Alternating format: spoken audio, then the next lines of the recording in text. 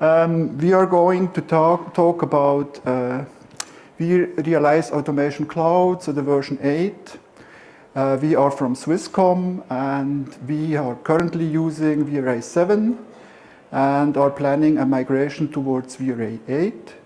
And this will be a challenging road, and that's why I selected this photo here. Now let's go and introduce ourselves. So my colleague Fabian Haldimann is system architect for the Cloud Core. He is specialized in VMware products, so vSphere, NSXV, NSXT. And he is driving innovation, so he was leading this group that was evaluating vRealize 8, so formerly known as CAS. And we worked since 5 years together. Yeah. So Daniele Ulrich is a very skilled software engineer at Swisscom. He was also driving the architecture of this enterprise service cloud, and he is always interested into new technologies, and you will see him making a very nice demo today. I think you all know that slide. This helps us to make promises that we don't have to keep. So let's get into the presentation. So today we have actually divided the talk into 4 different topics. First, we explain a little bit what we, Swisscom, do, what's the cloud story behind our company. Then we are going to deep dive into vRealize Automation Cloud, where we're going to present you the 3 services the tool consists of. We're going to do a demo of that so that you actually have the base to actually follow the next step, which is then a demonstration around CI/CD, where Daniele will do a demo of CodeStream and how we at Swisscom using the tool to actually provisioning services on top of vRealize Automation Cloud. Then we do a small wrap-up, and then you have the chance to ask questions if something is not clear or you need some advice of us. Good. So Swisscom, we are the largest telco provider in Switzerland, from telephones to TV. We are also IT service provider.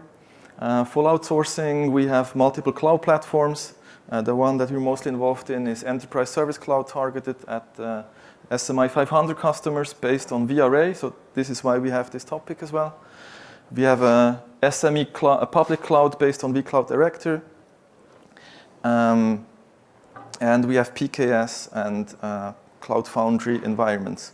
We also work natively with AWS and Azure, and we have a lot of expertise in that area. On top of it, we provide managed services for our customers or full service outsourcing. We consult our services in getting the journey to the cloud. So we have some deployments where actually no VMs are used, but everything is built on top of those native services, so pretty interesting topics. One main focus, our strength of our company, is the interconnectivity between on-prem of the customer, between the Swisscom clouds and the global public cloud, where we have dashboards where the customer can interconnect those networks by a click or API call. That's very cool. And of course, the other focus point is security on top of that. Now, how did we get into the topic of vRealize Automation Cloud? As you know, vRealize Automation 8 will actually be based on vRAC with a lag of a few months from the feature parity. We also wanted to approach the whole SaaS first from VMware, as you already know. So the new tools, they're actually coming out as a SaaS first, and we want to identify on how can we build value add on top of those. And of course, we want to find out if there's actually market for a SaaS-based CMP, and it turns out to be yes. So the main topics of the new tool is multi-cloud, and we want to add some governance on top of it and pair it with security. And how do we do that? We partnered internally with the Tiger teams of the public clouds. We also have an outpost in the US, which helped us a lot because they were already in the beta program of the tool. And we are part of this VMware Design Partner Program, where we actually can influence the roadmap based on our service provider needs, which is not always easy in those kind of tools. So now I would like to deep dive into some of the concepts of the tool. So you actually know what it's capable of and how we are using it. So it consists of 3 services. The first one is focused on the developer and the cloud admin. That's where you actually carve out the resources and you do your blueprint development. That tool is called Cloud Assembly. Then the third component is Service Broker. This is kind of a service catalog where you can expose blueprints or actions, workflows.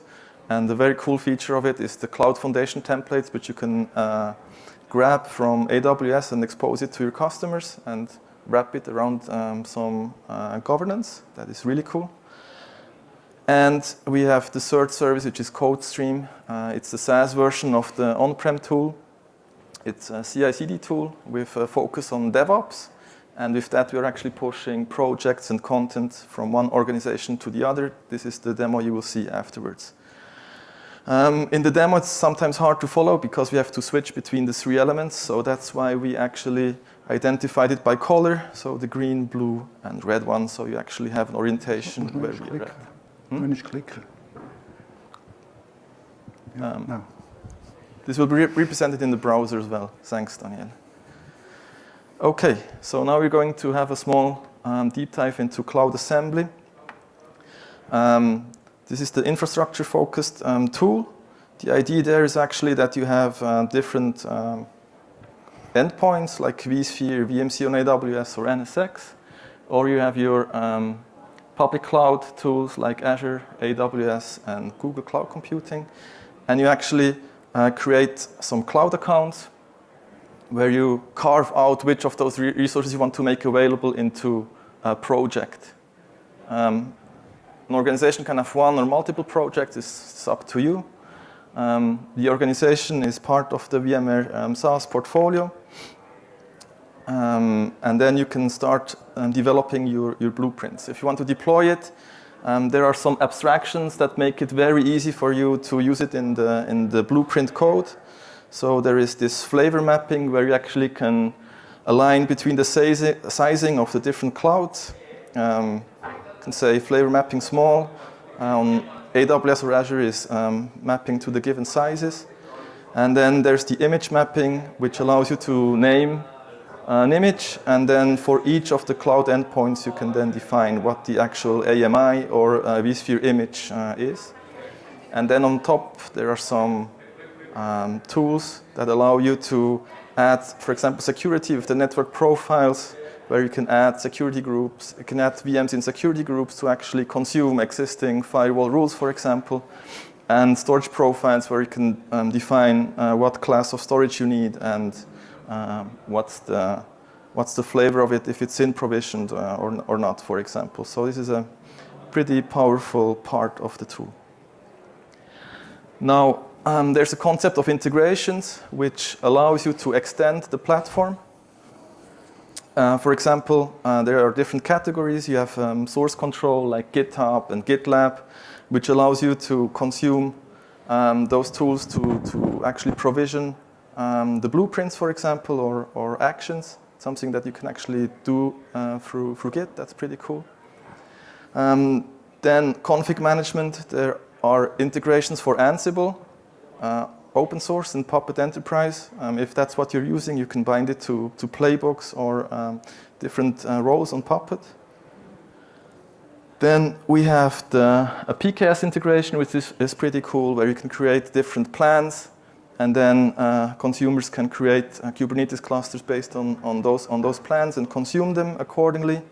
There's IPAM integration, which is in beta at the moment, and Active Directory integration. And there is some MyVMware services that you can leverage to actually get access to the marketplace, where you get some default blueprints and Bitnami images. So that is pretty cool. Then Cloud Assembly. A very important topic is the whole tagging. So there are capability tags, which then helps you to drive the placement logic. So you can tag multiple resources like cloud zones with a name-value pair. And then on the blueprint or on the project level, you can have constraints where you then actually define what's the need of the given blueprint. For example, it needs to go on a dev stage or on an int stage, or it has to go on a public provider or on a on-prem provider. This is how you actually can steer the placement. You can define them as hard or soft, depending if you want to enforce it or not. And with an exclamation mark, you can negate it if you want to kind of overrule something. Then there are resource tags that you can push on top of a blueprint, where you can tag the resources in the given endpoint, that you can use it from an external system. An example there would be if you have a backup tool that can read VMware tags, you can then define a backup policy directly through a tag. There are also some standard tags that are pushed down to the resources, where you get org ID, project ID, stuff like that, which can help you identify the resources and correlate them back to Cloud Assembly. It's also possible, it's a two-way street, so existing tags can also be read by Cloud Assembly. And this helps you if you do some onboarding plans. So if you have a brownfield approach, you can categorize your VMs based on tags, and then you can import them into Cloud Assembly and bring them under control, which is pretty cool. Long story short, the tagging strategy is very important if you want to work with vRealize Automation Cloud. It has to be aligned in your organization. Multiple strategies are possible, like stages, if it's a public provider or not, if it's on-prem or not, whatever needs your, it could be SLA, silver, gold, bronze, whatever fits your need. So let's see how the steering works. For example, we have a blueprint. There is a constraint tag defined which says environment is production. And on the project, we have a negated one, which means that the public should actually not be selected. This goes through the placement engine, and in this example, the blueprint would actually get deployed on vSphere because it's the only one who does not have the provider public defined. So it's a pretty easy concept, but it's also very flexible. Now, the core strength of the tool, in my opinion, is the whole extensibility. It has much improved from vRealize 7 perspective, because now it supports ABX, which is kind of action-based extensibility, where you can run code directly on a fast provider, either Lambda or Azure Functions, and very cool stuff that popped up in the last week is the OpenFaaS support, where you actually deploy extensibility proxy on top of vSphere. And you can run your Python or Node.js-based actions directly on-prem, and you don't have the need to use VRO.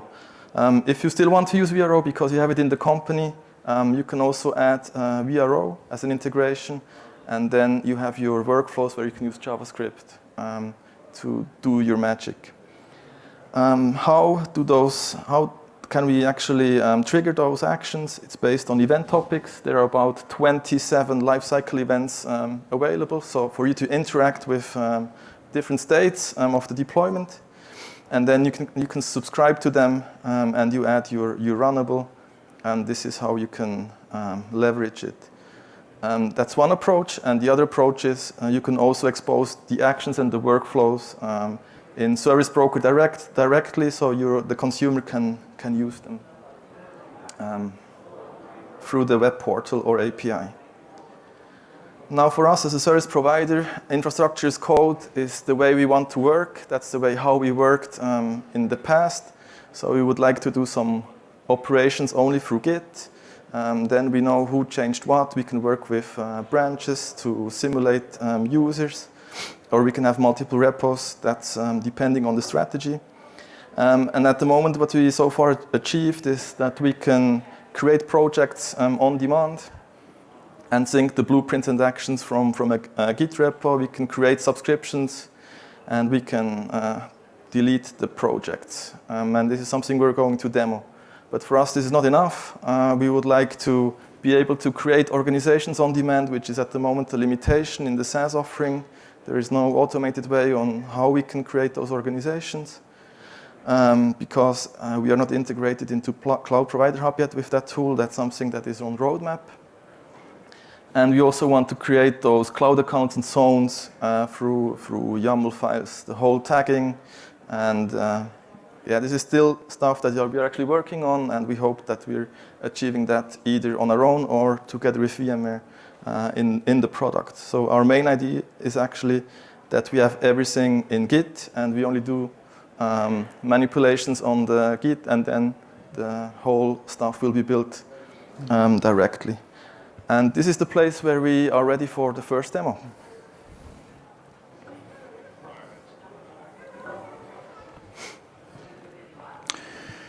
Maybe for these that are not familiar with vRealize 8, so the organization would be matching to a tenant and the project to a business group. I have seen that you had some questions. Yeah, okay. Yeah. Yeah. Organization, tenant, project is business group. Thank you, Daniele. So I tried to show you in the tool what we actually just talked about in the last slide set. So these are the cloud accounts where you see we currently have attached multiple of those, and we will be able to show you how we can deploy to them in a minute. We have multiple integration. We have some GitHub integrations, and we have some OpenFaaS integration. Then a very important thing is the cloud zones, where we actually carve out resources of those cloud accounts, and we tag them with our current concept right now, where we can steer by detail where the workload should be placed on. I would like to go again into the image mapping because it's very, very important, or very, very cool actually. So you define just a name, for example, Ubuntu, and then you define on the given cloud zones to which image this actually maps, and it makes it very easy for you to create those blueprints. Then I would like to show you that at the moment we don't have any projects here. This is something that we're going to trigger through an API call. We currently have no blueprints because they are related to a project. Extensibility, there are no actions registered yet. And in Service Broker, there are no catalog items. So let me switch to Postman to actually get the magic done. So what we here currently do is we try to create a project with the name of Fab, and we assign the cloud zones, and we assign to a Git branch, where we then will actually feed back all the blueprints and actions back to the project.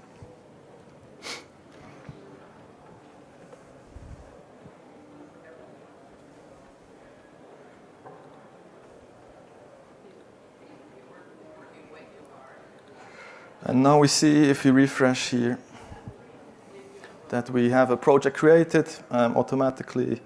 With the administrator is set. The cloud zones are actually integrated into this project, and we have 7 blueprints that we are able to use. From the extensibility side of view, there should be from Git now some actions available. And let me get back to create some subscriptions. Oh, sorry. I have to grab first the ID of the project. Project ID.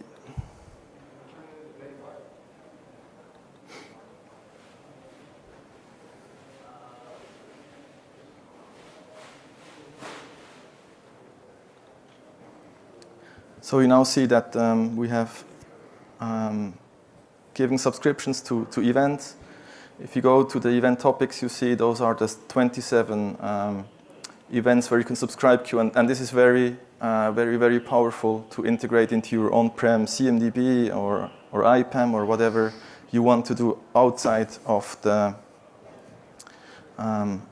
outside of VRA Cloud. And these are 27 topics today. They are growing with each release, with each deployment. Yes. So I did a refresh now in Service Broker, and I should be able to deploy something. So let's try to do a deployment of a blueprint, which is called ESC Event Subscriber. And here you see, with some enumerations, we actually can steer on which cloud provider this VM should end up. Give some host name, and this is not really needed for this demonstration. And now there's actually a deployment starting, which is spinning up a virtual machine on AWS.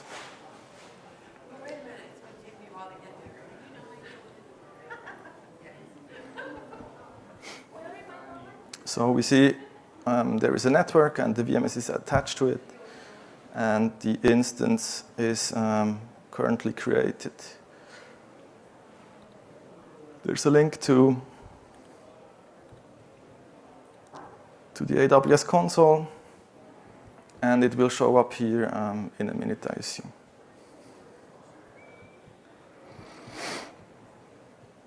In the meantime, let me go back to the blueprint.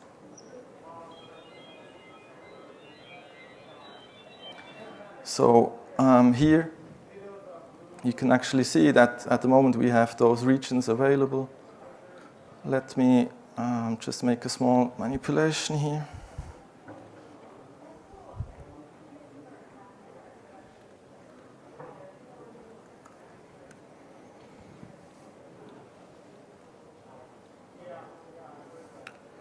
Make the cloud config a little bit smaller. And so you here see this is the constraint I was talking about, where we have the tag, and it's actually mapped to the input, and this is steering the traffic, not the traffic, the deployment of that VM based on the given tag. And I tried to deploy it, this one. Demo 02. VMC.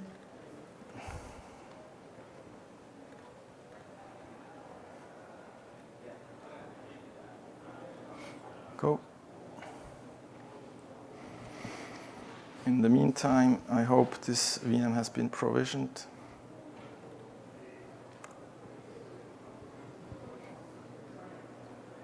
Not yet. Let's see what happened.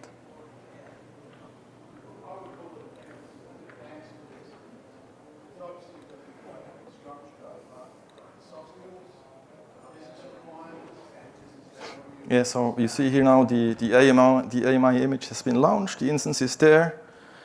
You can also see that the VM has been tagged accordingly with the blueprint ID, cloud zone, stuff like that. So it's pretty cool how you can actually then map it back to the vRAC object.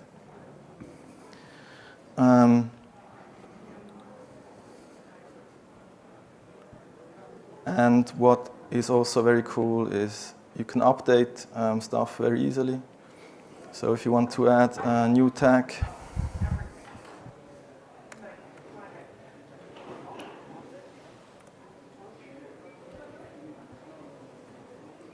it will be pushed down to the environment.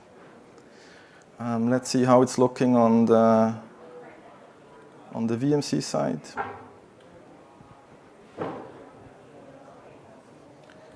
There we can actually also see that the VM has been provisioned here.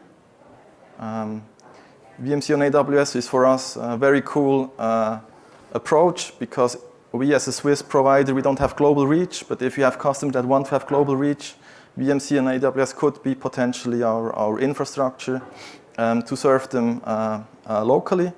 And it is a very nice experience because you can on demand create new clusters, or you can add new hosts to that resources, and you can remove them once it's not needed anymore. Good. Now let me switch to extensibility. We should now see that some events have been triggered. You can click on it, and then you actually see here the code that is running within the action, and you see that there are a lot of inputs that you can actually use to do your decisions within the code. So this is very cool stuff that you can do. And Daniele will show you even much more on what the possibilities are. And let us delete deployment. I'd also like to show you, so we showed you the REST API, we showed you the UI, there's also a CLI where you can show all the projects. You can also list all the deployments, and you can destroy,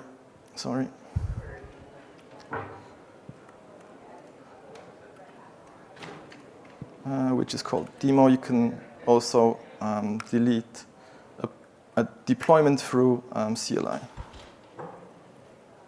So if we go back, you should actually see that stuff is going to be deleted. And then once this dependency is done, I would actually like to delete the whole projects and actions through another API call to leave then a fresh platform for my colleague, Daniele, which is showing you the CI/CD use cases. Excellent. So the deployment has been deleted. I can then go to Postman, and there is a call to actually delete the project ID.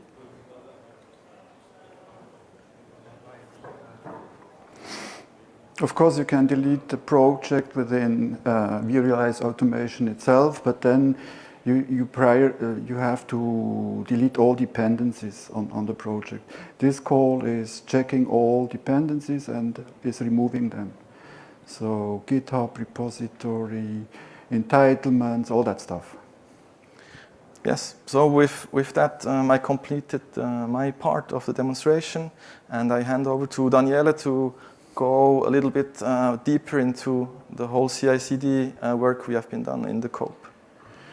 So yeah, it's now my turn. Thanks for this excellent presentation. This is a live demo, so we have some risks here. I want to walk you through a CI/CD pipeline that is a little bit more complex. It will last about 17 minutes, but I will then explain you the steps in details.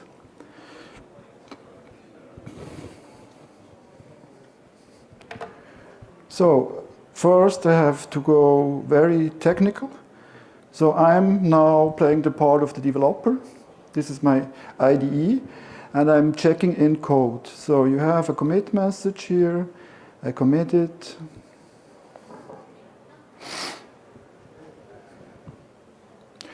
And I have a second project. I commit it. I will come later what these applications are all about. But it's just to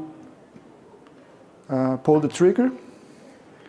We should see now in code stream. You've seen here, these are these two commits. We have a webhook that is listening to this Git repository and is triggering a build. So now let me look.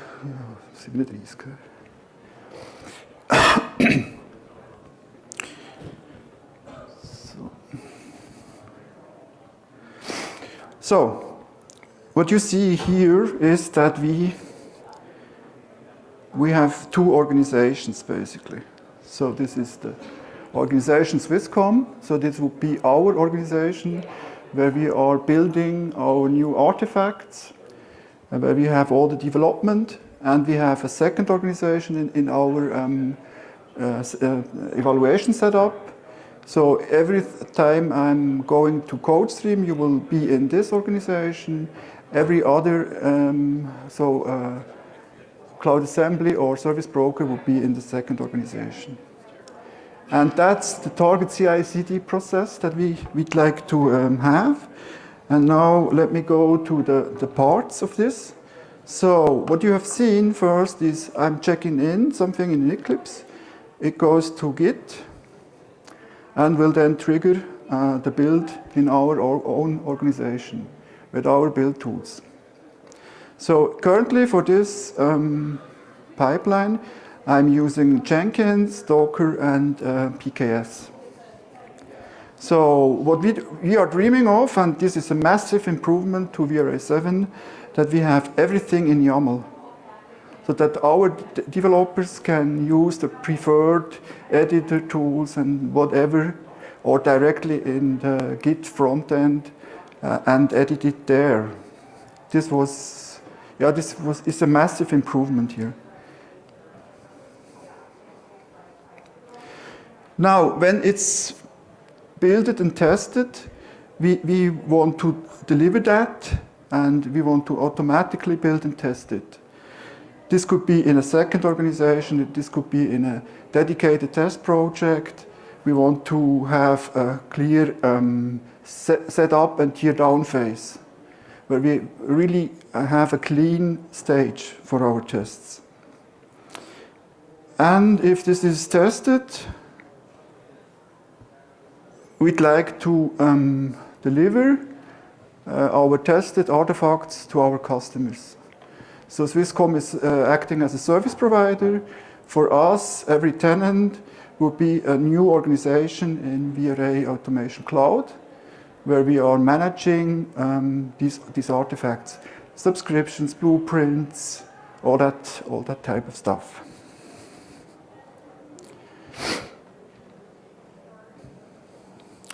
So now the two applications that we are using, the one is the ESC event subscriber. So this is a reference application that we have already used for vRealize 7. So our customers want to integrate these events for feeding CMDB, IPAM, DNS, and this is very important for them because they come with a large conventional IT infrastructure already. It consists of a Spring Boot application with an event handler that is doing a prototyping of a CMDB entry. It gets Dockerized and runs on the PKS cluster. I have written a little front end with the Clarity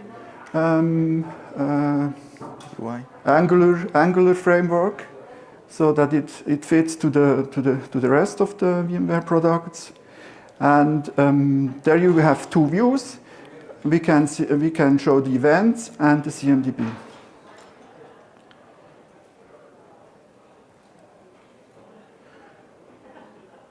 The second application is the open service broker for vRealize Automation Cloud.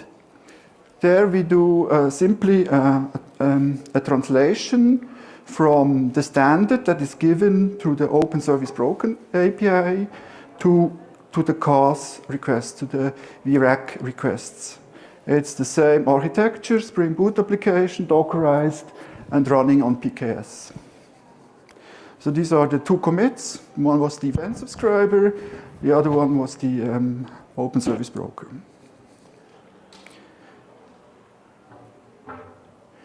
Okay, now let's have a look where we are.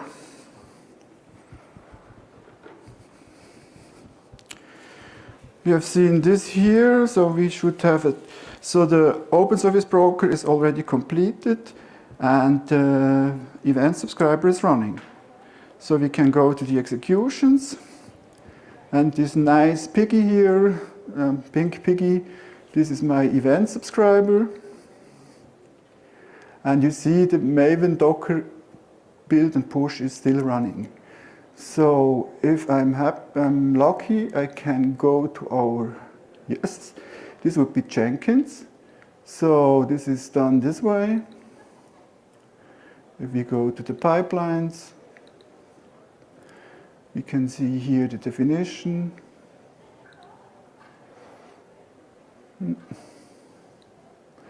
I changed the icon, but this was a little bit too big. So you see, this is the first step, Maven Docker build. Then delete the Kubernetes deployment, create it, to be actually sure that it gets updated, that it gets the newest image, Docker image. Then a step that is waiting until it's available again, the application. And here we are creating the projects. That's what Fab showed you. Create project, create subscription, and then we are running some tests. And then we are sending a mail out to the user, hey, we are ready for testing.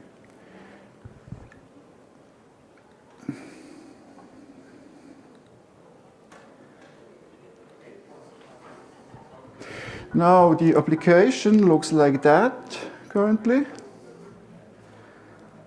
It's empty, and here you have some purple banner.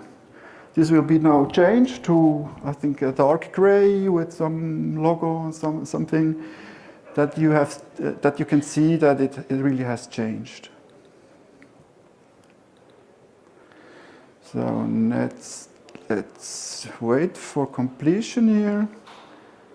So this is what is happening here.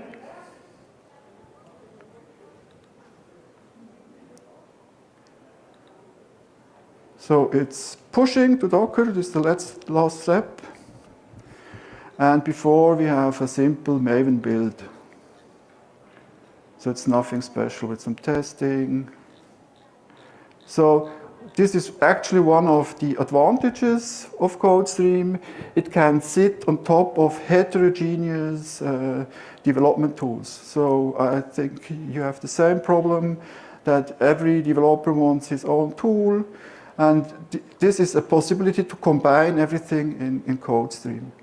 So if you check the pipeline again,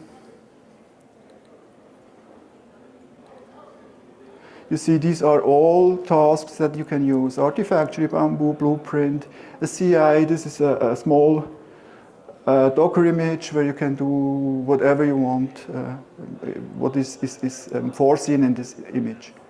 Then you have custom into Jenkins. This would be a Jenkins integration. You can test on Kubernetes. Kubernetes here in this case is simply a local file. You see here this is the Kubernetes file. You can link to a Git repository so that you can have this automated the version here.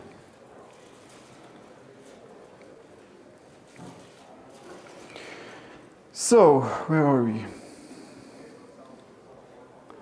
Okay, delete, create, wait until available. That's good. Looks as it works today, no power outage. So if I'm refreshing it, now you see new look and feel. We have this grayish stuff. We have a link, VMworld 2019, and we have the logo here. This is the old version, this is the new one. I can refresh that as well. So now we have the new application, stylish. So this would be the CMDB tab from the event subscriber application, and this is the event tab. Here we will see all events that get fired by the extensibility framework. So let's look where we are in the testing. It's creating projects. So that's again something we should see. It's creating the end stage, so a dedicated project that is only used for this test purpose. We should find already some blueprints. And this is basically the same that Fab has shown you already. So you see actions. Now from project int. And the subscription should be flying in. Oh, I caught 2 of them. Now the rest is there. So create subscriptions, and then the testing will start. Yeah. Now this will be again Jenkins running.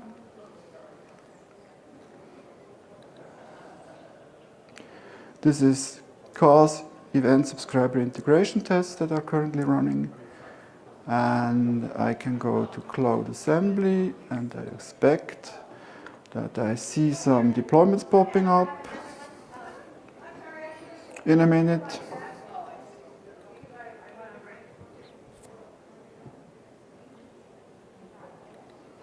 What we are doing here is we are using every cloud zone that is defined for this project and are deploying one of our cloud agnostic blueprints.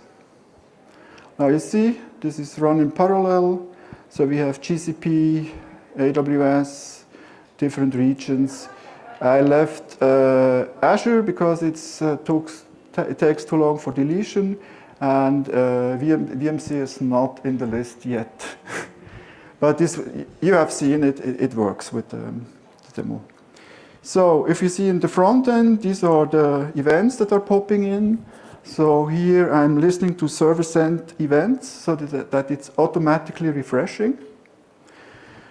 And on the CMDB side, I have to refresh. I forgot the refresh button.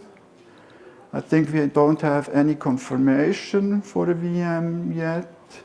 So you see, this is computer reservation pre. I wait for a post somewhere. Post. If I have a post event, I should see one VM. This is now inserted into the CMDB, could have a DNS record, could be booked into IPAM, whatever you need.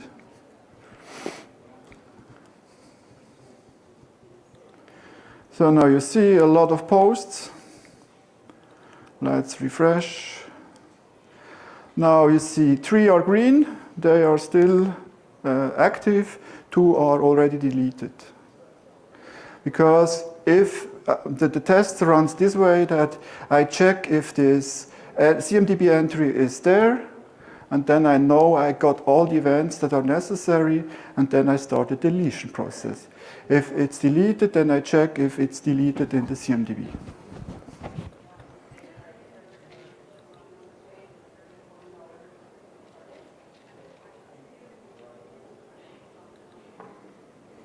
Okay. And on the service broker, we should see it's all automatically populated with nice icons, as our customers want to have it, and ready to use. What we didn't have a look yet is that you can do custom forms. Let's go here, custom form. This is on this side of the interface.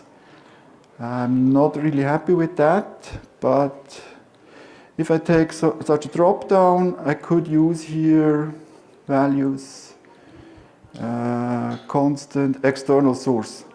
And here at this place, I could kick in with VRO workflows only at the moment, and I hope here we will have the ABX events as well.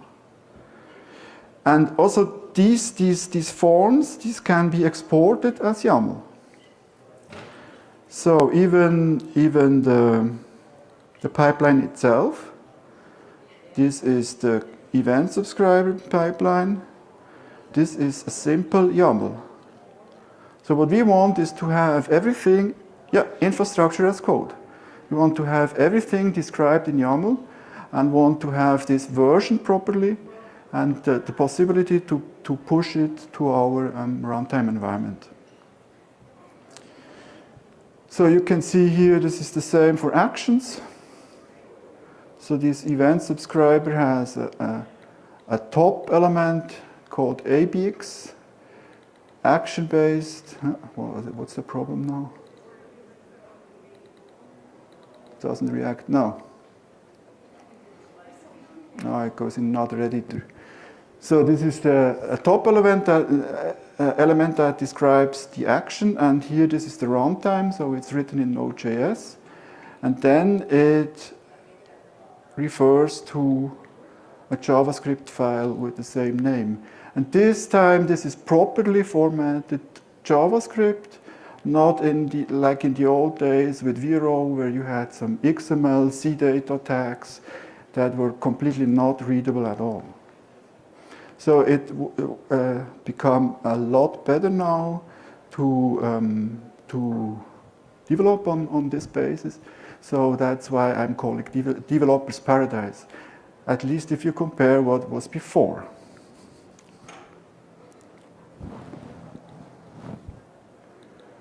So now we have some, okay, everything is gone.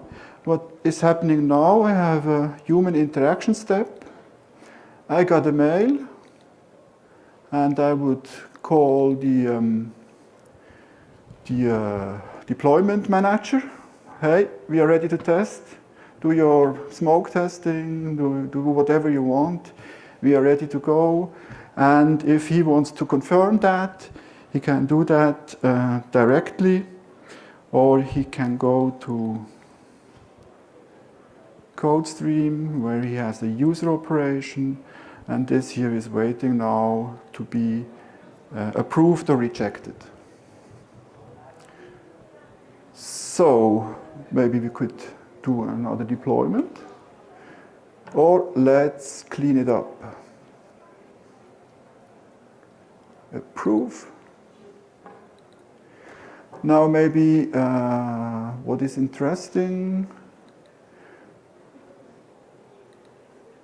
this is the portal of OpenFaaS. So this is the on-prem function as a service implementation. This was released a week ago or 2 weeks. 2 weeks ago. And here you see that this ABX function that I have deployed is entered here as a Docker image that is running here in OpenFaaS. So this is very important for us because we have really very high security requirements from banking and insurance that we can't leave Switzerland. So it wouldn't be possible to do that on AWS or Azure. So that's, yeah, this comes to the rescue for this requirement. Very interesting, open source, and very expandable. We have to do some deep dive in it. I hope this will completely replace Vero. Because you can use Python or JavaScript, even Java is possible. So it's very interesting. Okay, so I think with that I can conclude the demo. Maybe we look, it's empty again, huh? Mission completed. Project is gone. You see, a testing project popped up, was used, and now it's deleted again, automatically.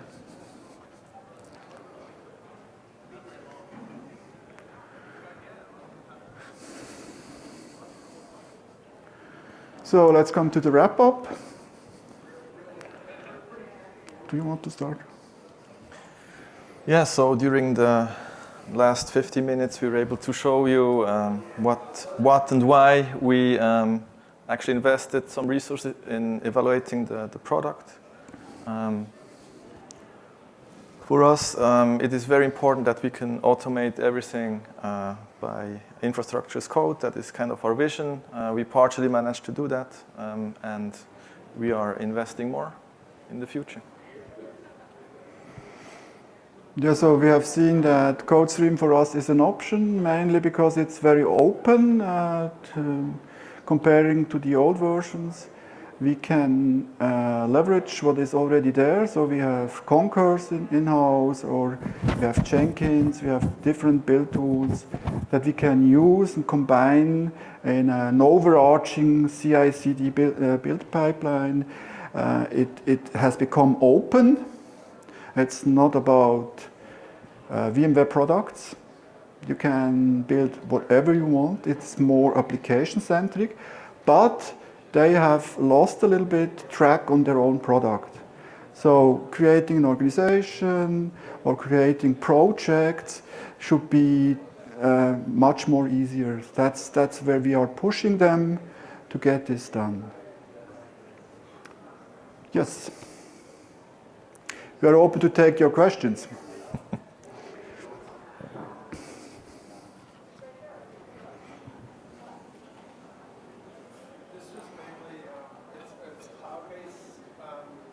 Yeah. This was all on public cloud now. And would it look the same in private cloud in H, or is that? Yes, they promise to come with the same experience. Yes. Maybe not all the features are there yet because SaaS is first, so it's ahead from feature perspective. But the look and feel, API-wise, it will be the same. The multi-organization stuff is something that they're still working on because they're leveraging the cloud provider environment. But with 8.1, I think that should be available as well. Then you're good to go. But for us, it's limiting, of course. But the challenge is we have one tenant and we have one major user. It's like a bot who's off of the electric flow. Illustration flow. Basically, it'll run jobs, it'll spin up hundreds of VMs, and then it'll tear it down and destroy it within an hour or however long the job runs. And all different makes them, Windows, Mac, and so they'll run these jobs all day, all the time. And one of the challenges we're having now is incorporating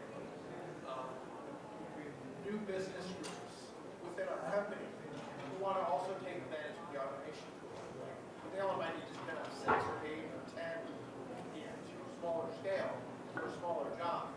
But because we have one master tenant, everything falls, all of the resource pools and reservations fall under that master tenant. And so to kind of peel those out of there, under the hood, it's still vCenter, right? So we're running it. And I'm just wondering if this maybe might address some ease in incorporating other groups into that. Makes sense what I'm... Yeah, but if you have only one process, one bot, as you called it, who is doing the work, so what's the use of differentiating then? Well, because we have other teams that might want to take advantage of it that don't have a bot, so to speak. They might want to run it, just log into vRealize and launch like 2 or 3 VMs to do a certain job. But if the one bot can spin up 1,000 and then there aren't enough resources or reservation left for them, one business can affect another business productivity. Yeah, what you could do is you could create a cloud zone based on the resource pool, for example, and just deploy for that project into that resource pool, and it's kind of isolated from the others. That would be something you could do with that tool. So you have this notion of cloud zones, and here you could reserve a number of instances and so on. Yeah, either in a different cloud zone, or you can define a cloud zone with the given resource pool of that cluster where you have some resources reserved for the tenant. And that is possible. For example, in VMC on AWS, there's a management resource pool and a workload resource pool, and with our user rights, we can only deploy to the workload resource pool. So that's something that you can do with the cloud zones in the product. But also if vRealize 7, you should be able to do it with reservations, in my opinion. But the thing is that in Iraq, you don't have reservation anymore. So I think his problem is that they are all sharing the same infrastructure. Correct. No. But this is not correct. Per project, you can define to which cloud zone a user can deploy. But if you have one vCenter, they all They go all to the same vCenter, but you can limit to a number of instances or to use memory or something like that. Yeah, that's that. In the worst absolute case, what you can do is they have subscriptions, keep track of the limits somewhere else, and this you can invalidate the provisioning request and say, I don't approve. I mean, this is absolute worst case, but I believe through the zones they must be a way. Do you understand, right? I absolutely understand. You have the same problem.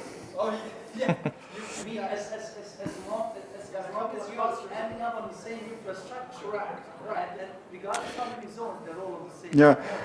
Because especially like CPU, if it's the same physical host, it's going to be doling out CPU feeds even if Yeah. you're saying 10 VMs, 1 CPU, you can have 100 VMs, and I know you can limit the number of VMs, but it's just going to, if you only have 4 cores, Mhm. or 32 sockets, or 4 socket, 32 processors, it's gonna give everybody a smaller piece of the pie. Yeah. Right? In vSphere, there's the resource pool concept where you can create reservations or limits. Right. Maybe that's something you have to keep into consideration. Are you forced to have it vRealize on-site? Is this a regulatory requirement? The same group also does loads up in Yeah. I would advise you to have a look at Cloud Health. This is another VMware product. I don't have any incentive, but it looks quite promising, and it's addressing exactly your needs, so that you are controlling compliance and usage, and gives you some hints where you can lower the costs. Okay. Quick question, Daniela. Have you looked into a way how to do some configuration management on top of the Git configuration? I mean, you know how it is. Throughout all our blueprints, we always have some environment-specific secrets. And if you just use that Git integration as is, you don't have a way to, configure and override something. Well, I think our approach there would be to work with branches, right? So we could do something custom. Yeah, but Ned wants to have a pre-processing where you can fetch passwords from our vault, and then you can do it exactly for a customer. Yep. So one thing would be to have branches, but then the complexity goes into branches. You have for each customer branch, and then you have to merge the changes. And the other thing, you won't get around to have some process that is fetching passwords, credentials. But then you need to put something on top of native Git integration to maybe override certain places from one product. The question is pipeline as well, no? the question is where you want to do it. If you want to do it in CodeStream, you can do it there, but then this is a public cloud. If we have it on-site, on-prem, then I will go with it, but not in the public cloud. That's exactly one of the problems with the... But you see, you don't have to necessarily expose this information, you just put like a placeholder and then point. Yeah, you need to have a pre-process, so you know which customer, which passwords, and so on. Thank you. Okay. Thanks a lot. Thank you very much for your attention, and enjoy the rest of the VM world. Yeah, see you.